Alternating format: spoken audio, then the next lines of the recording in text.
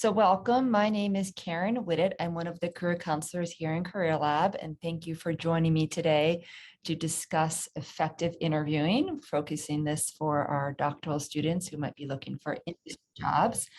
I am recording the program, so if any of you need to step out, there will be a recording available shortly on the Career Lab YouTube page, which is a great resource for some of our online workshops. I think we have a few other folks who have joined us, so that's great. I wasn't sure about the turnout, so I'm so pleased to have you here. Whoops, sorry. Okay. All right, so we're going to get started and I'll walk through this presentation. And if you have any questions, feel free to put them in the chat. And I'll also save time at the end. If you'd like to unmute and ask a question, feel free to do so, or you can put it in the chat. Very good. Started here. Okay, so in today's workshop, we're going to cover preparing for the interview, what you'll be doing before you actually go on the interview, what will take place during the interview. We'll review types of questions and common examples of how to address questions that you might get asked, how to tackle those. We'll talk about different types of questions and some tips on how to tackle different types of questions. It's also important to think about presenting your research or interest areas as doctoral students. Obviously, that plays a big role in your interview process. Following up after the interview, and then we'll review some additional resources at the end. Okay, so first we want to talk about the purpose of an interview. And some of you, depending on your background, if you've been in your PhD program for a while, or if you have industry experience prior to beginning your PhD, some of this might be familiar to you, but many PhD students have been in academia for a while and might not have interviewed for industry jobs. So this is some important information to review. So the purpose of an interview, the employer is looking to see how this candidate can contribute to the organization. Can we train this candidate if they lack a specific skill? It's common that we apply for things where we may not have every single skill that they're looking for. So they're looking to see if they can train you on something that you might still be developing. And they're also using it to evaluate your personality, style, communication skills, ability to think under pressure. And these are things that are harder to gain from reviewing a resume or a cover letter. And the interview really helps the employer learn more about these aspects of your background. And so for the interviewee, it's an opportunity for you to demonstrate how you can add value to the organization. And do your qualifications and experiences align with the position? And you'll be giving examples during the interview and telling stories to help make your case. Is this an organization, a place you would like to work? Meeting with people in an interview and learning about the culture and the environment, and having the opportunity to ask a few questions at the end of the interview is a great way for you to learn more about the employer. And then once again, you're going to be sharing your experiences by telling stories, giving examples, and that's a really important element to the interview. So the interviews evaluate, do you have the academic background, technical qualifications, and skills to do the job? Do you have the personal characteristics, competencies necessary for effective performance? And are you a good fit with the organization? So these are the main things that they're looking for. Once again, not all of that can be evaluated from that CV, that resume, that cover letter. And so the fit piece is a really important element. Sometimes it's challenging as interviews are taking place over Zoom nowadays, but it's still an opportunity for you to connect with the organization and the staff to see if you feel like you'd be a good fit. So there are different types of interviews that you may encounter as you are pursuing this. Is everyone okay? Sorry, I thought I just heard some feedback. So the types of interviews are either behavioral or what we call a fit interview, or a technical interview. So the behavioral interviews assess your fit with a company and organization, and even maybe within a particular team within that organization. And you find these types of behavioral fit interviews to be most common, and you'll probably have experienced these somewhere along your career. And these are for internships, full-time jobs, research positions, and perhaps even when you applied to graduate school. The setting can either be individual, one-on-one, or team-based. Even on Zoom, there are students who are experiencing team-based interviews where you're interviewing with a few people at the same time. And then there are technical interviews, and some of you maybe experienced these. This is where the employer will be evaluating a particular skill or your potential to gain that skill and be trained to gain that skill. And these could be case formats for a consulting interview, CS with coding, and then financial, banking, and markets. Okay. So we do have some resources for technical interviews, if that is anything that, if this is something that some of you may be looking at. So we have a great resource for consulting case interviews. Our Career Lab Guide to Consulting Interviews is on our website. We've partnered with an organization called Case Coach, which provides a robust amount of information on how to prepare for a case interview. So you can check that out if it applies. Then for CS coding interviews, the CS department has recommended these particular resources to help prep for those coding interviews. And then for finance with banking and markets, Wall Street Oasis and the Vault Guide to Finance Interviews are very helpful. And all of these links are found on our website in the career education section. And then we have job and internship resources. It's all under there. So now we're going to move into preparing for the interview. So the main things you want to think about when preparing for an interview are researching the employer and researching yourself. So to research the employer, it's important to really do some work ahead of time so you feel prepared. You want to understand the basics of the overall industry that you're looking at, as well as the individual organization, and then the position to which you're applying. So those are the three main things: the industry, the organization, and the position.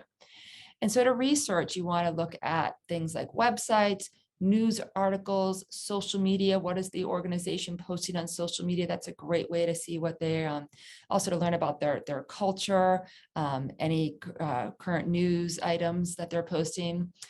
Tapping into alumni who might be working at the organization. So using both the Brown Alumni Network on LinkedIn, as well as from your undergraduate institution, if applicable. Those are great ways to tap into talking with people at that organization. Also talking with fellow students, other networking contacts, perhaps even faculty if it's appropriate for you to talk to them about this job search.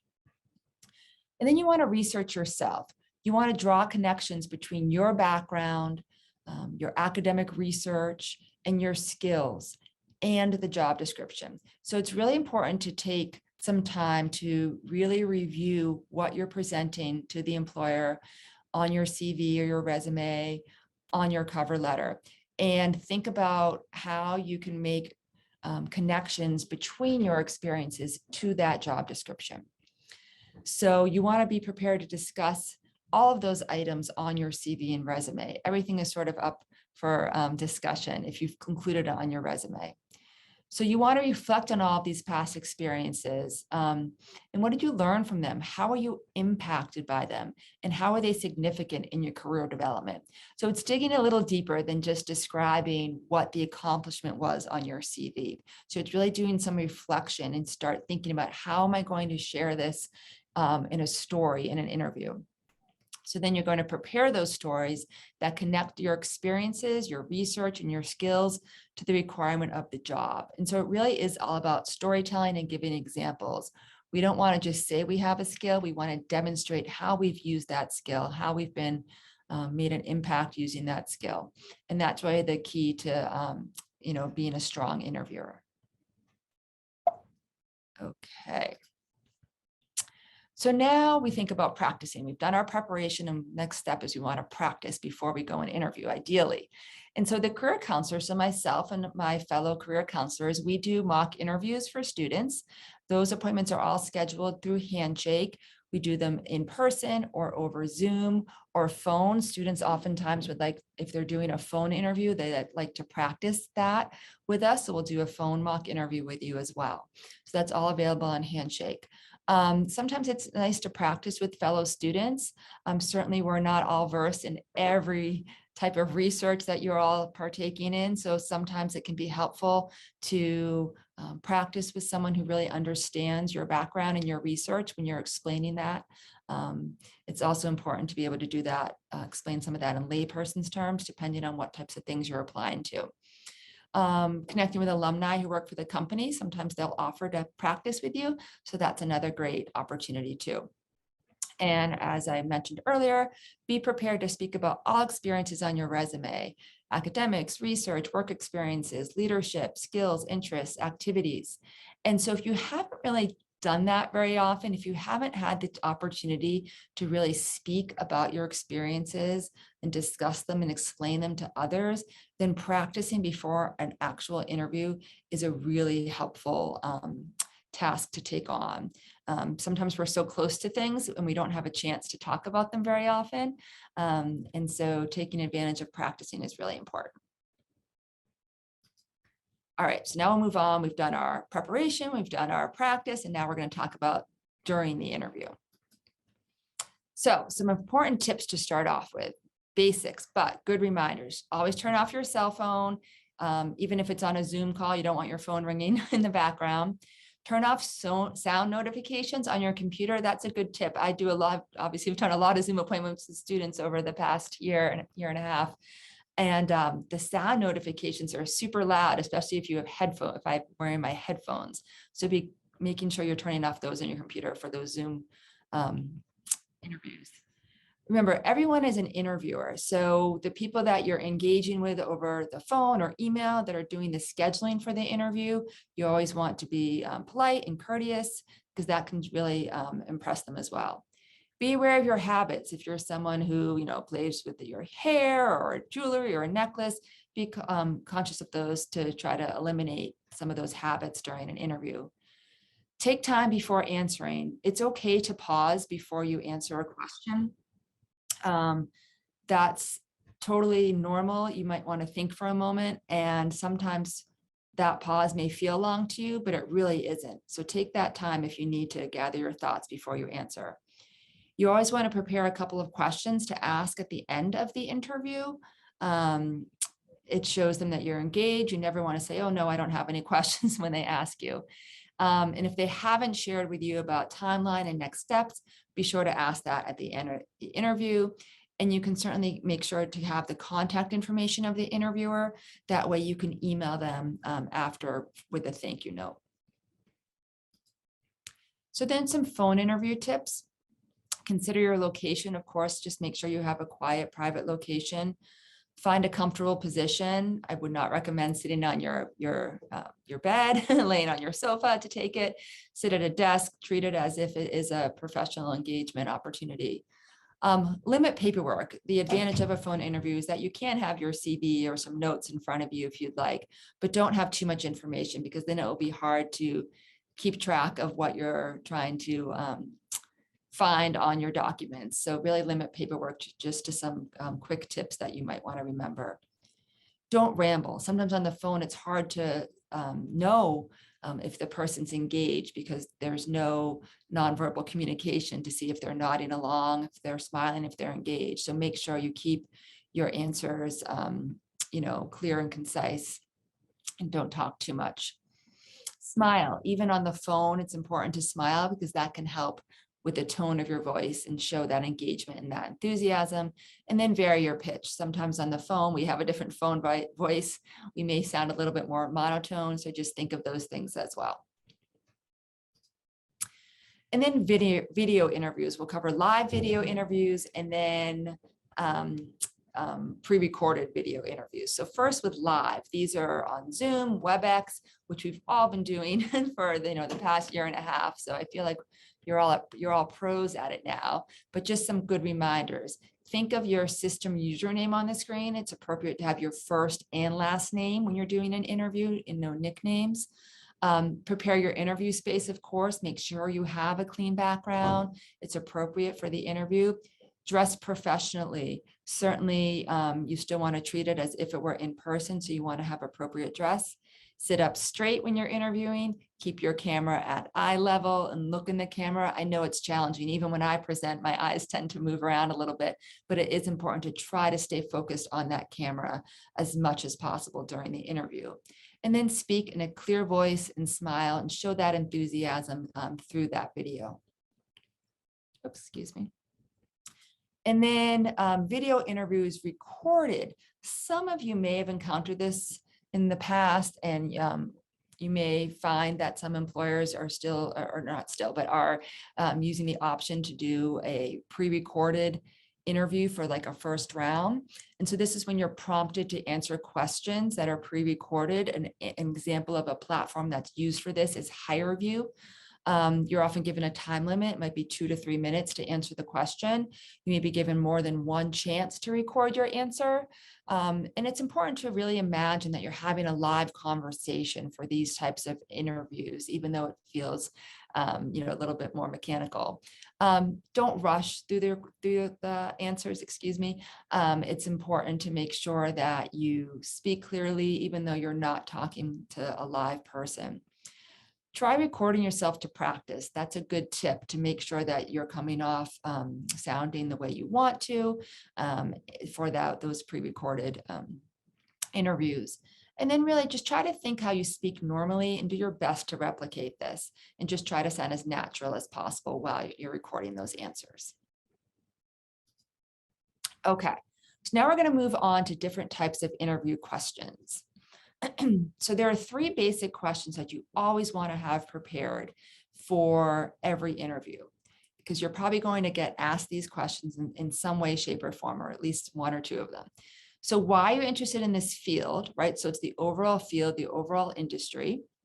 Why you're interested in this position and organization. So they want to know why us, why this organization, and why this position in particular. And then what relevant skills and experiences do you have that will make you a successful employee? So this is really where they're asking, how can you add value to our organization? So that 3rd question, they may not ask it necessarily in that phrasing, but that's going to be a theme throughout the questions they're asking. They're always trying to figure out, how can you add to our organization to make you, how will you be successful? How will you add value? All right, so then there are types of questions that you'll encounter during your interview. The tell me about yourself question, and we're going to review examples and tips for each of these. It's really just a nice icebreaker question that a lot of interviewers like to start with. And then there are resume CV based questions. So these are going to be things that they're taking straight from your CV, focusing on current and past experiences, asking about your research and the value of these experiences. Then there are personal questions. These are things that give insight into your strengths, your weaknesses, your goals, more your passions and your personality. And then there are behavior-based questions. And this is when they're asking you how you manage different situations. And they're looking for you to share examples about past experiences. And this can help them learn how you might react to a similar experience and handle a similar experience in their workplace. So tackling the questions. Always stay positive. I know interviewing can be overwhelming for some, so try to stay positive, going with a good attitude. You want to be detailed and use examples. Once again, it's going back to that storytelling, but you don't want to spend too much time on an individual question. Usually about 2 minutes is a good time to try to answer your questions. A little less, a little bit more can be okay. Pauses are okay. I mentioned this earlier. It's okay if you need to pause to think before you answer your question. And certainly ask for clarification if the question isn't clear. Sometimes an interviewer may not be on their A game and they ask you a question, you didn't really follow it. So it's certainly okay to ask for clarification. All right, so just some tips about that tell me about yourself question. It's pretty basic, but it's a good one to prepare ahead of time. So if you do get asked it at the beginning of the interview, you're really starting off in a good position. So it's usually open-ended, which means it's just tell me about yourself. It really tests how well you can focus and answer. And you really want to demonstrate how your past experiences, skills, research, interests will contribute to the position in the organization. You want to give highlights of your experiences and focus your answer. This is not telling the interviewer, your life story. Sometimes students start off and all of a sudden I'm hearing all about, in a mock interview, I'm hearing all about their childhood and whatnot. And that's not the time for that story. Spend some time writing down your experiences that you want to discuss and practice your answer. And then this is where I remind students, tell me briefly about yourself, right? That helps you focus that answer. So some guidelines for that question. The first 15 seconds are, personal information, where you're from, maybe where you went to undergraduate. The next section would be your academic experience, your area of focus for your research. Then the next part would be relevant experience. So if you have, you can talk more about your research, if you have full-time experience or internship experience, leadership activities, volunteer work. And the last section is really just expressing your interest in the position, given the background you just discussed, but you don't have to go into the long, full answer about why you're interested in this position. It's really just more a way to wrap up that answer. Great. So now we're going to move on to resume-based questions that I mentioned earlier and just give you some examples of these. So some examples are, walk me through your resume, walk me through your CV. So this is where they're asking you to kind of go through each part of your CV and summarize your experiences. If you get asked this question, it's not going through line by line. It's really picking out the most relevant things from your education section, from your research, your work experience, your leadership activities, etc. Conferences, presentations.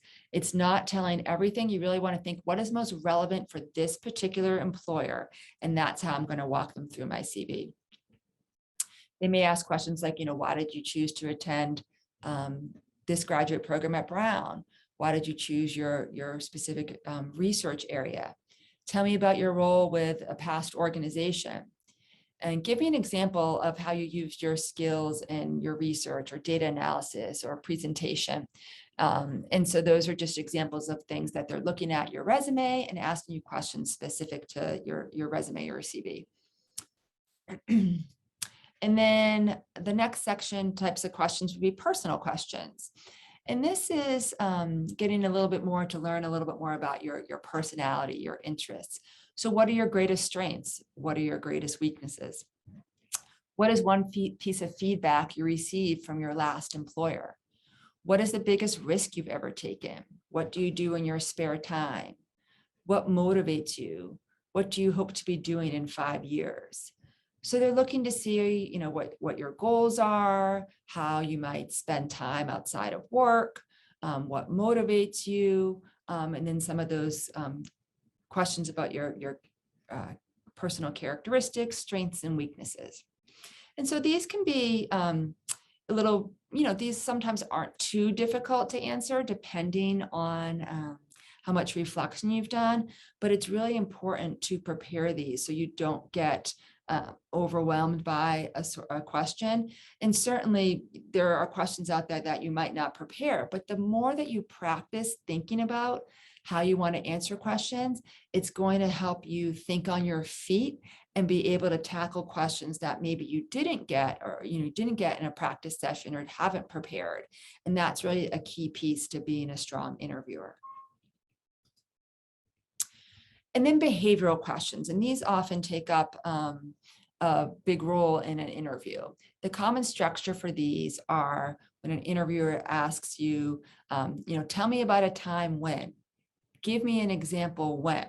So these are, tell me about a time when you showed initiative, you used creativity to solve a problem, you received critical feedback, your supervisor wanted you to do something you didn't agree with, you worked effectively under pressure, you successfully balanced competing priorities, you solved a problem as part of a team or a group. So they're looking to actually hear examples of past experience. It's not how would you successfully balance competing priorities, right? It's actually asking you to share a previous experience. And I'm going to give you some tips on how to answer these questions now. So there's a really great framework to use, and some of you might be familiar with it. It's called STAR or START, adding the T on the end. This is a great framework to use for all those behavioral questions. Tell me about a time, give me an example. So when you hear that, you can default to using this framework. So it's START stands for situation or task, action, result, and then the takeaway really adds to the answer and makes it very strong. So you're going to start off by explaining the situation that you experienced, or maybe the task that you had to complete. And so you want to think about what your personal involvement was in it. A, then you're going to move on to the action.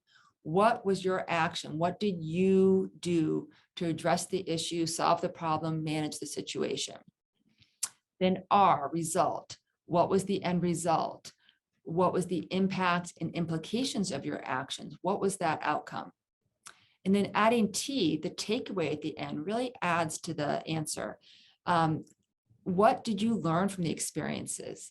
How did these skills or actions, how would they be transferable to the position to which you're applying? And what did you learn? And that really shows them how you would apply that, what you experienced in that particular situation to this job. And so that takeaway is a nice way to add to that answer. All right, so then we're going to go to the follow-up after the interview. Thank you messages. So it's always important, of course, to send a thank you message within 24 hours. Sending it over email is fine.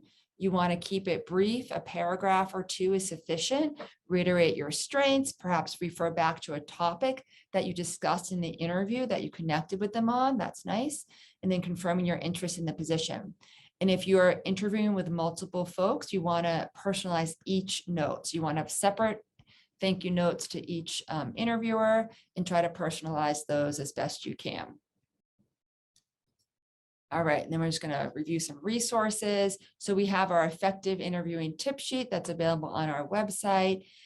Within the career field resources section of our website, we have industry specific information. So lots of good tips in there by industry. Once again, we have the mock interviews with career advisors that you can schedule on Handshake. Vault, which you can access for the Career Lab website, has some good interviewing guides.